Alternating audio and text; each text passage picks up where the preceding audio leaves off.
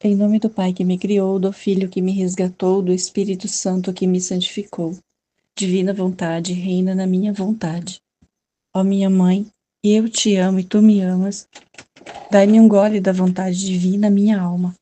Me abençoa, Mãe, para que todas as minhas ações sejam feitas diante dos vossos olhos maternais. Amém. Suprema Majestade, eu venho em sua divina vontade, em nome de todos, do primeiro ao último homem que existirá na terra, para dar a ti as homenagens que tendes direito, as adorações, os louvores, o amor, as reparações, por todos e por cada pecado. Vem o Senhor na sua divina vontade, dou-te a minha vontade humana, por meio do Imaculado Coração de Maria, que possui todos os dons e os frutos da divina vontade. Dai-me, Senhor, então a tua divina vontade. Vem, ó divina vontade, nesta ação que eu estou a fazer e em todas as ações que eu farei durante este dia. Amém. Fiat. Vinde, Espírito Santo, vinde por meio da poderosa intercessão do Imaculado Coração de Maria, vossa amadíssima esposa e nossa mãe. Amém. Continuando a leitura do Livro do Céu, volume 4, capítulo 68, 22 de abril de 1901. Jesus a institui sobre a imitação de sua vida. Sentindo-me toda aflita e confusa, e quase sem esperança de voltar a ver o meu adorável Jesus, de repente veio e me disse: Sabes o que quero de ti? Quero-te em tudo semelhante a mim. Assim no agir como na intenção. Quero que sejas respeitosa com todos, porque respeitar a todos dá paz a si mesmo e paz aos demais. Que te tenhas como mínimo de todos, e que todos os meus ensinamentos ruminantes sempre em sua mente e as conserve em seu coração, a fim de que, nas diversas ocasiões, as encontre sempre pronta para servir-lhe, delas e pô-las em execução. Em suma, quero que sua vida seja um transbordamento da minha. E enquanto Jesus dizia isto, via que por detrás dele descia sobre a terra um gelo e um fogo que faziam mal às colheitas. E ao dizer eu, Senhor, que fazes? Pobre gente! Não me dando ouvidos, ele desapareceu. Capítulo 69, 13 de junho de 1901. A cruz e as tribulações são o pão da bem-aventurança eterna. Depois de um longo silêncio por parte do meu adorável Jesus, em que no máximo dizia alguma coisa sobre os flagelos que quer derramar, esta manhã encontrando-me oprimida, cansada por minha dura situação, especialmente pelas contínuas privações aos quais estou frequentemente sujeita, vi-o por breves instantes e disse-me: Minha filha, as cruzes e as tribulações são o pão da eterna bem-aventurança. Portanto, compreendia que sofrendo mais abundantemente e mais saboroso será o pão que nos nutrirá na celestial morada. Ou seja, quanto mais se sofre, mais garantia recebemos da futura glória. Capítulo 70. Jesus exige a sua glória de todas as partículas do nosso ser. Do estado de união passa-se à consumação. Encontrando-me em meu habitual estado, por uns instantes vi meu doce Jesus, que lamentei-me de meu pobre estado por suas privações, e de uma espécie de cansaço físico e moral, como se me sentisse destroçar minha pobre natureza, e que por toda parte me sinto desfalecer. Então, havendo dito tudo isto ao meu Jesus, me disse: Minha filha, não temas, porque sentes desfalecer por toda parte, Não sabes tu que tudo deve ser sacrificado por mim, não só a alma, mas também o corpo? E que todas as mínimas partes de ti eu exijo minha glória? E além disso, você não sabe que do estado de união se passa a outro que é da consumação? É verdade que não venho segundo o meu costume para castigar as nações, mas sirvo-me disto também para teu proveito, que é não só ter-te unida comigo, senão de te consumir por amor meu. Com efeito, não vindo, eu sentindo-te desfalecer pela minha ausência, não vens consumir-te por mim? De resto, não tens razão para te afligir. Primeiro porque, quando me vês, é sempre do teu interior que me vês sair. E isto é um sinal certo que estou contigo. E depois porque minha, e depois ainda devem passar dias sem que possas dizer que me viste perfeitamente. Depois disso, tomando um tom de voz mais doce e benigno, acrescentou: Minha filha, te recomendo muito, muito que não faças sair de ti nem o mínimo ato que não seja paciência, resignação, doçura, igualdade a ti mesma, tranquilidade em tudo. De outra maneira, viria a me desonrar e sucederia como a um rei que habitasse dentro de um palácio muito enriquecido e por fora se visse tudo cheio de fendas, sujo, quase a desmoronar-se. Não diriam como habita um rei neste palácio, se por fora se vê tão feio que até dá medo aproximar-se? Quem sabe que rei será este? E isto não seria uma desonra para aquele rei? Agora pensa que se de ti saia alguma coisa que não seja virtude, o mesmo diriam de ti e de mim, e eu ficaria desonrado porque habito dentro deste corpo, ou deste palácio, né? Capítulo 71. 30 de junho de 1901. Sinais para saber se a alma possui a graça. Encontrando-me em meu estado habitual, por pouco tempo, meu dulcíssimo Jesus fez-se ver, todo fundido em mim, e me disse: Minha filha, queres saber quais são os sinais para conhecer se a alma possui a graça? E eu: Senhor, como lhe agrada a tua santíssima bondade. Então ele prosseguiu: O primeiro sinal para ver se a alma possui a minha graça é que tudo o que possa ouvir ou ver no exterior, que pertence a Deus, no interior sente uma doçura, uma suavidade toda divina, não comparável a nenhuma coisa humana e terrena.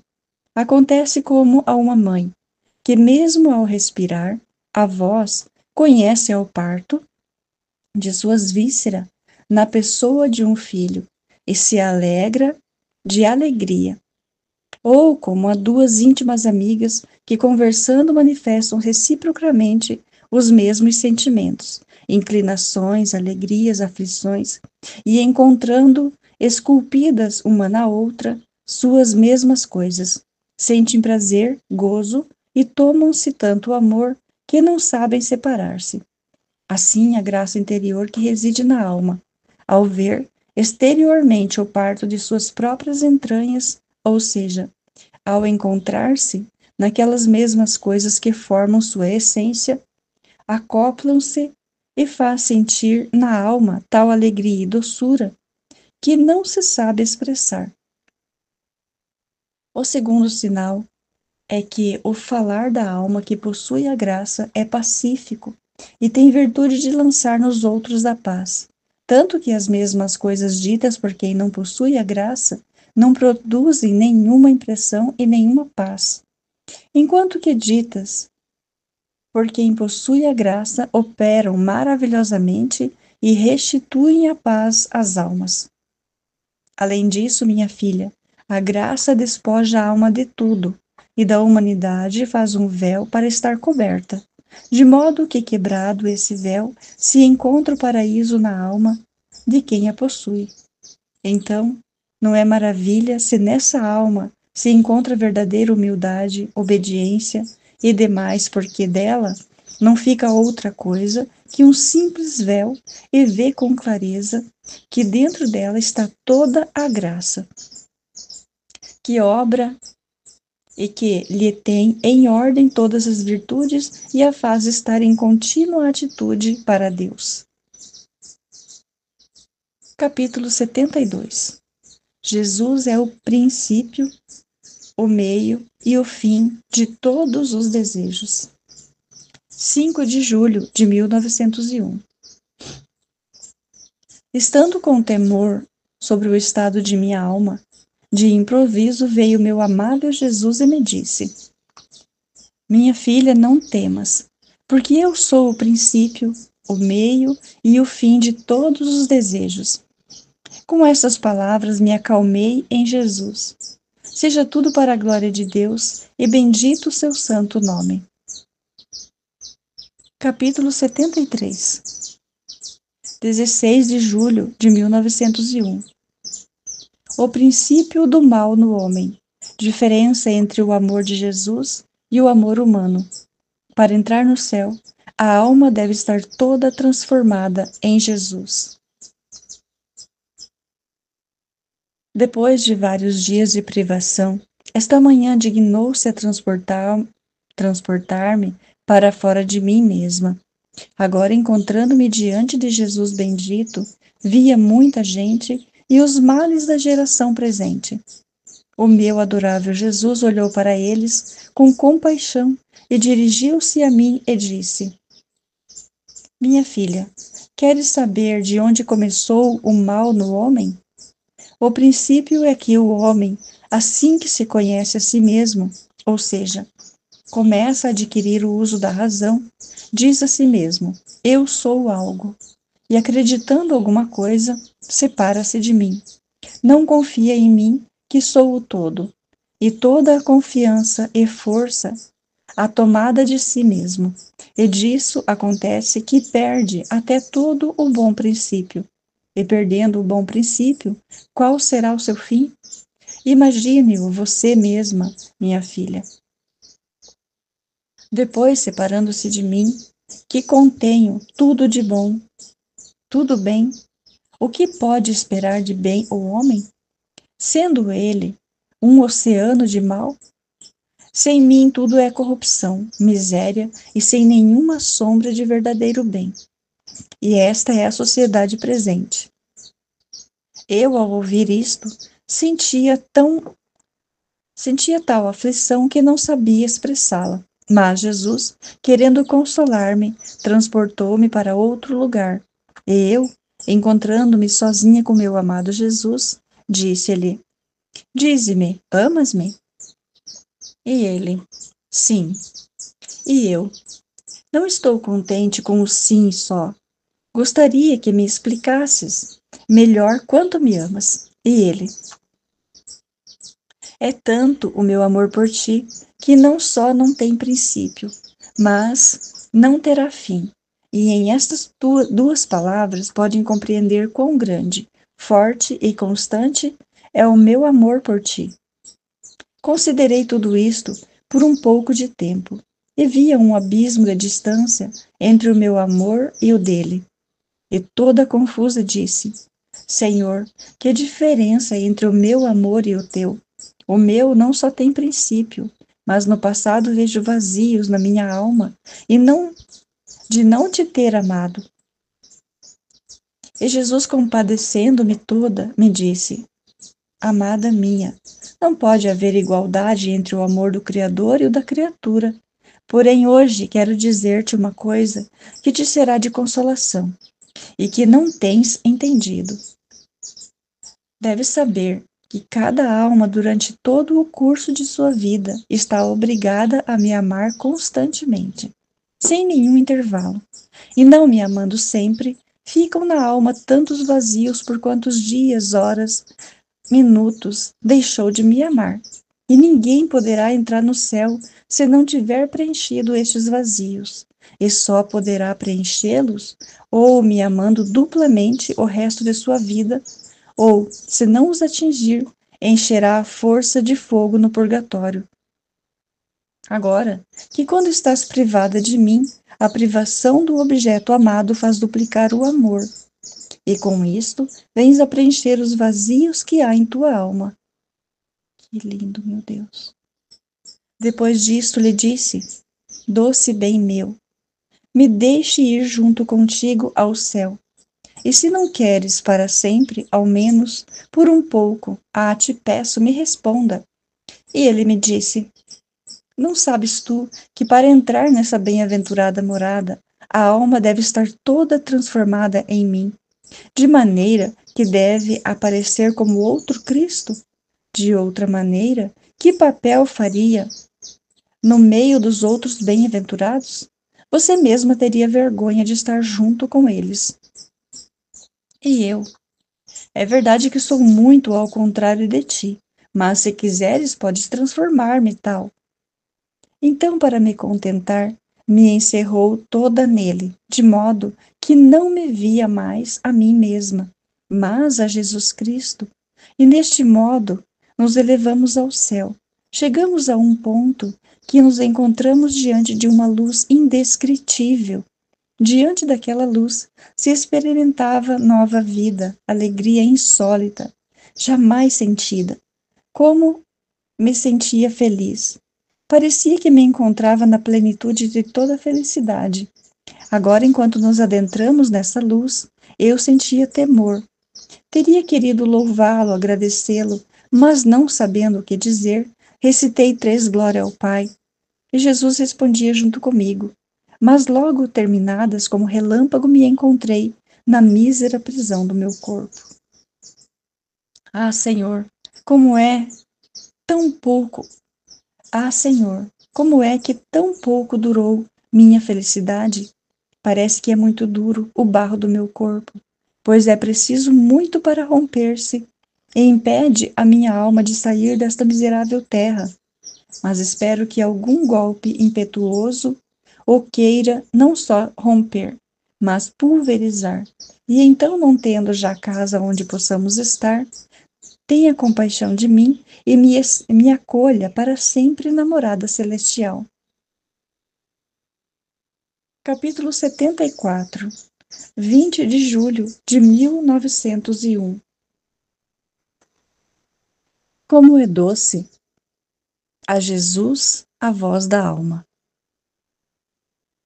Encontrando-me no meu estado habitual, o meu adorável Jesus não vinha. Depois de ter esperado e quase perdido a esperança de voltar a vê-lo, de repente veio e me disse: minha filha, tua voz me é doce, como ao passarinho é doce a voz da mãe que retorna depois de havê-lo deixado para ir em busca do alimento para alimentá-lo. E o passarinho, ao ouvir sua voz, sente uma doçura e faz festa.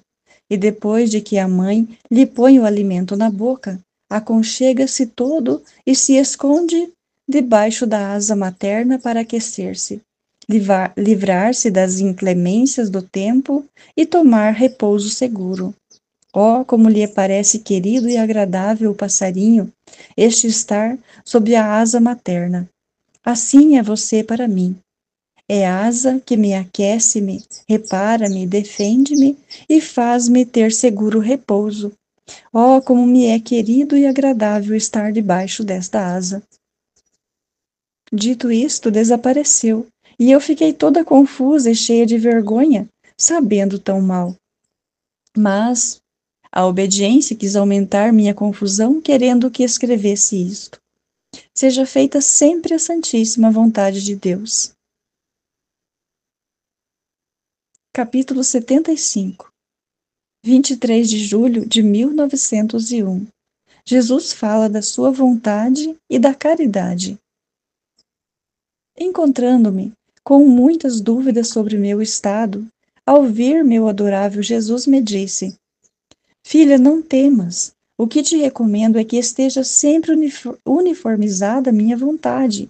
porque quando na alma está a vontade divina, não tem força de entrar nela, nem a vontade diabólica, nem a humana, para fazer-se um brinquedo da alma. Depois disso, parece-me vê-lo crucificado, e tendo-me participado o Senhor, não só suas penas, mas alguns sofrimentos de outra pessoa, acrescentou: esta é a verdadeira caridade, destruir-se a si mesmo para dar a vida a outros, e tomar sobre si os males dos outros e dar-me os bens próprios. Capítulo 76. 27 de julho de 1901. Dúvidas do confessor. Resposta de Jesus. Havendo tido algumas dúvidas, o confessor, ao vir, o bendito Jesus ouvia junto a ele. E eu ia dizendo: meu agir está sempre apoiado na verdade, e embora muitas vezes pareça escuro, sob enigmas, no entanto, não se pode fazer menos do que dizer que é a verdade. E embora a criatura não entenda com clareza meu agir, isto não destrói a verdade, faz compreender muito bem, muito melhor, que é modo de agir divino, porque sendo a criatura finita, não pode abraçar e compreender o infinito. No máximo pode compreender e abraçar algum brilho. Assim, como em tantas coisas ditas por mim nas Escrituras, e meu modo de agir nos santos, talvez tenham sido compreendidas com toda a clareza. Oh, quantas coisas deixaram na escuridão e no enigma! No entanto, quantas mentes de doutos e sábios se cansaram em interpretá-las? E que coisa compreenderam? Pode-se dizer que nada em comparação com o que fica por conhecer. Isto acaso prejudicará a verdade? Para nada, mas bem, a se fazendo em tudo, mas bem faz resplandecer principalmente. Por isso seu olho deve estar atento a se há a verdadeira virtude, se se sente em tudo, e embora às vezes às escuras, que esteja a verdade, e do resto se necessita estar tranquilo e em paz. Dito isto, Jesus desapareceu, e eu regressei em mim mesma.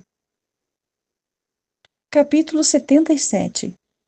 30 de julho de 1900. Vejo o mundo, e como a maioria são cegos. Encontrando-me em meu estado habitual, o bendito Jesus me transportou para fora de mim mesma, no meio de muitas pessoas. Que cegueira! Quase todos eram cegos. Uns poucos de vista curta, apenas um que outro se notava como o sol no meio das estrelas.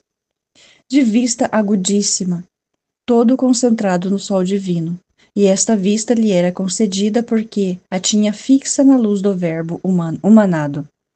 Jesus, compadecendo-se de tudo, disse-me: minha filha, como arruinou ao mundo a soberba.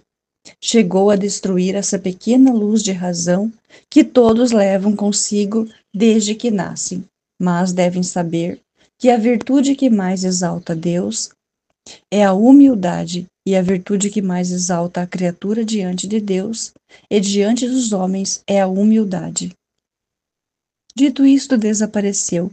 Mais tarde regressou todo angustiado e afligido e acrescentou: minha filha, estão para acontecer 3 terríveis castigos. E como um raio desapareceu sem me dar tempo de dizer uma palavra. Capítulo 68. 3 de agosto de 1901.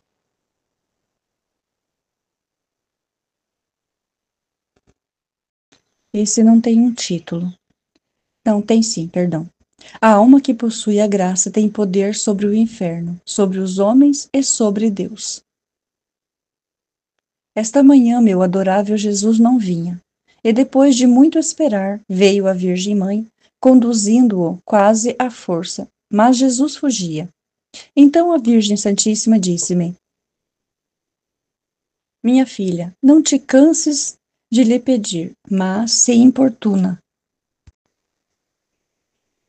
Se importuna, porque esse fugir que faz é sinal de que quer enviar algum castigo. Por isso foge da vista das pessoas amadas, mas tu não te detenhas, porque a alma que possui a graça tem poder sobre o inferno, sobre os homens e sobre o próprio Deus. Porque sendo a graça parte do próprio Deus, possuindo-a a alma, não tem, talvez, o poder sobre o que ela mesma possui?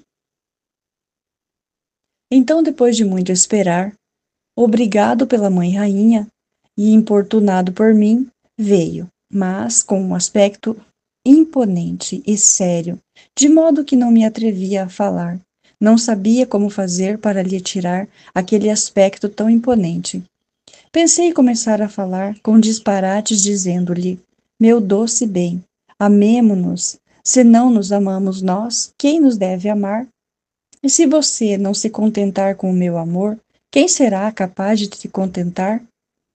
Ah, dê-me um sinal, certo de que está contente de meu amor. De outra maneira, eu desfaleço e morro. Mas quem pode dizer todos os disparates que eu disse?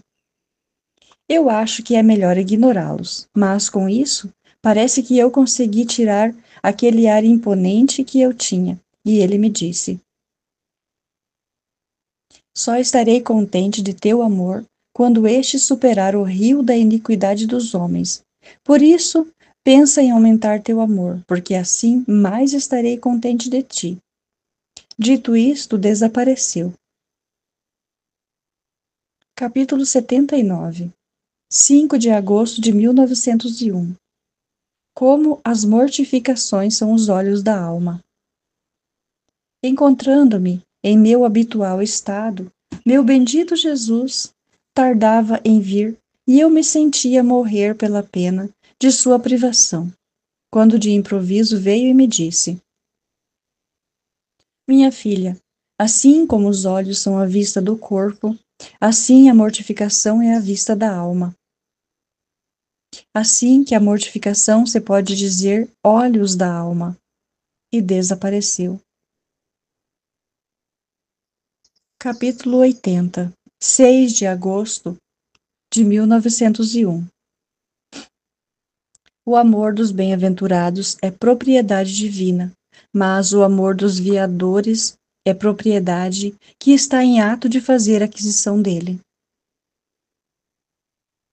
Esta manhã, tendo recebido a comunhão, meu adorável Jesus fez-se parecer tão sofredor e ofendido que movia a compaixão.